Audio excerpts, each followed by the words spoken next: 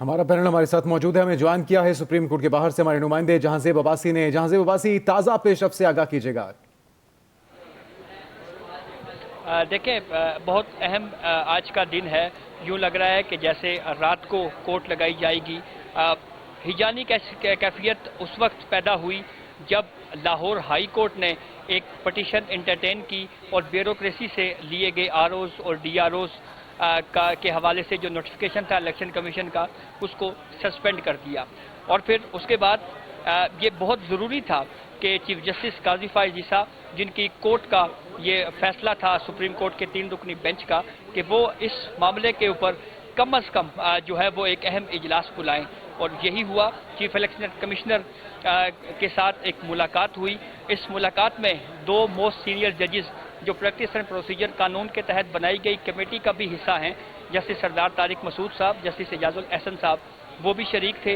Attorney general for Pakistan भी थे। तो पूरी सूरत हाल का जायज़ा लिया गया और बिलखसूस ये कि अब इस लाहौर हाई कोर्ट के इस हुक्मनामे के बाद जो है उसके बाद क्या सूरत हाल पैदा होती है। आज इलेक्शन कमीशन ने जो है वो शेड्यूल जारी करना था, लेकिन कोर्ट की जानिब से मुदाखलत के बाद की वजह से फिर ये क्या सराइयाँ जन्म देना शुरू हो गई और फिर बहुत ज़्यादा इसके ऊपर बातचीत होना शुरू हो गई।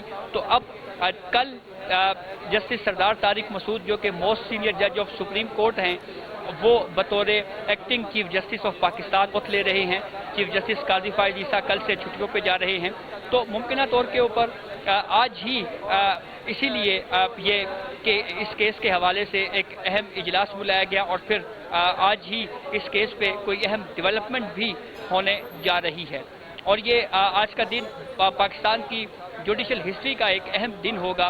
सुप्रीम कोर्ट का अपना फैसला है, उस पर किस तरह से इम्प्लीमेंट करवाना है, इसके ऊपर अब मुमकिन तौर के ऊपर थोड़ी ही देर में कोई बेंच तश्कील दिया जा सकता है।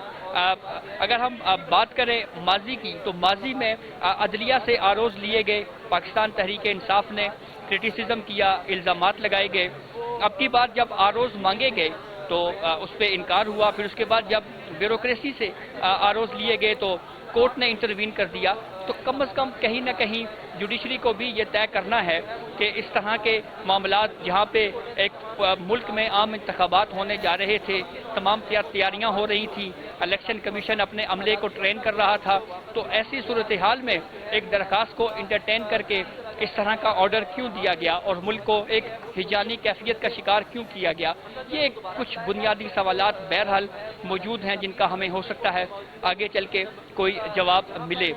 अब अगर ये केस समाअत के लिए मुकर्रर होता है तो फिर इलेक्शन कमीशन का भी मौक़िफ़ जो है वो सुनने को मिलेगा कि इलेक्शन कमीशन का क्या मौक़िफ़ है, वो क्या इसके ऊपर अपने आर्ग्यूमेंट्स जो है वो कोर्ट के सामने रखता है। अब सुप्रीम कोर्ट मेरे ख्याल में इसके ऊपर असकुद नोटिस देने नहीं जा रही, इसीलिए इलेक्शन कमीशन की जानिब से एक दरख्वास्त दायर की जाएगी। हमारे ज़राए कंफर्म कर रहे हैं कि दरख्वास्त जो है वो तैयार हो रही है, थोड़ी ही देर में वो दरख्वास्त दायर होगी और फिर उसके बाद जब ये कोर्ट बैठेगी तो फिर उसके बाद कोई अहम फैसला जो है वो जारी किया जा सकता है।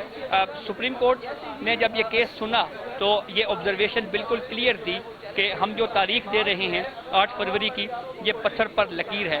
बदकिस्मती से साबिक चीफ जस्टिस उमर अता बंदयाल इस केस को के ऊपर कोई हतमी फैसला नहीं कर सके। चीफ जस्टिस काजी फायज़ ईसा आए, उन्होंने आते ही अपनी सरबराही में बेंच तश्कील दिया और जो कंट्रोवर्सी थी बिटवीन सदर मुमलिकत और इलेक्शन कमीशन, उस तनाज़े को भी हल हुआ, बाहमी मुशावरत हुई और मुशावरत के बाद एक तारीख दी गई 8 फरवरी की। तो अब उसके बाद लाहौर हाई कोर्ट का इस पे इंटरवीन करना, ये बहरहाल इसके ऊपर सवालात उठाए जा रहे हैं कि एक ऐसे वक्त में जब इलेक्शन शेड्यूल आने वाला था, हाई कोर्ट ने इस मामले पे क्यों इंटरवीन किया और जो सियासी जमात पाकिस्तान तहरीक इंसाफ, उसने ये दरख्वास्त क्यों दी। यहाँ पे एक बहुत ही अहम सवाल ये ज़रूर उठता है कि इलेक्शन कमीशन कर कुछ रही है लेकिन कह कुछ रही है।